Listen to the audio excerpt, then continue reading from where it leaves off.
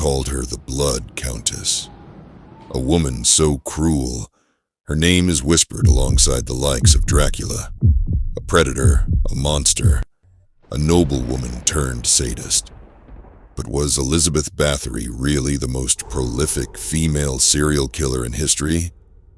Or was she the victim of a political conspiracy? Tonight, we peel back the legend to reveal a horrifying reality.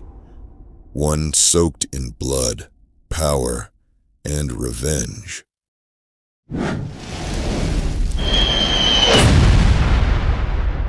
Elizabeth Báthory was born in 1560 into one of the most powerful noble families in Hungary. The Báthorys were rich, connected, and ruthless. Her uncle was the King of Poland, her cousin a Prince of Transylvania. She was raised in castles surrounded by politics, wealth, and violence. Some historians believe Elizabeth suffered from epilepsy as a child, possibly caused by inbreeding, a common issue among noble bloodlines. But more disturbing are the stories of what she witnessed growing up. At just 10 years old, it's said she saw a thief sewn alive into the belly of a dead horse, a punishment meant to suffocate the criminal as insects and rot consumed them both. Was this trauma or education? At 15, she married Count Ferenc Nadesti, a soldier known for his cruelty on the battlefield. He gifted her Čachtice Castle, a massive fortress perched high in the Carpathian Mountains, cold, remote, and soon to become infamous. While her husband was away fighting the Ottomans, Elizabeth ran the estate, managing land, servants, and punishments. It's said Ferenc taught her the art of discipline, including how to use wax-coated paper to set a servant's skin on fire.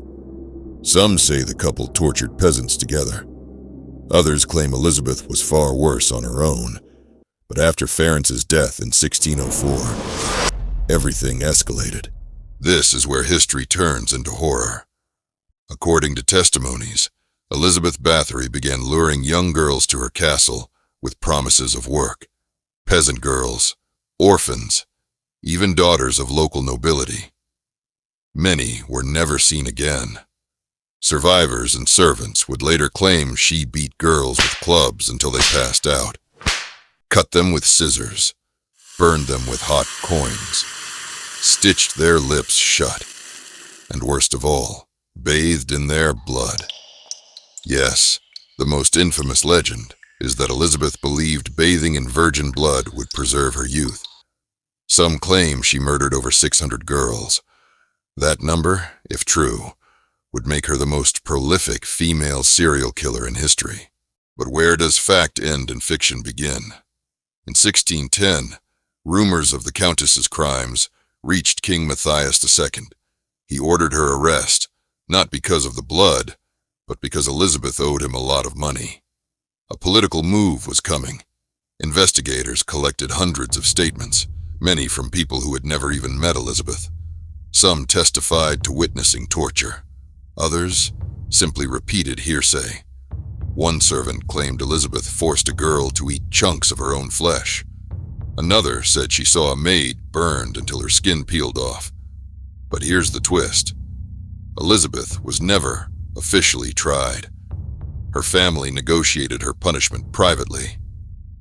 She was sentenced to life in isolation, bricked into a tiny room in her own castle, with only a small slot for food.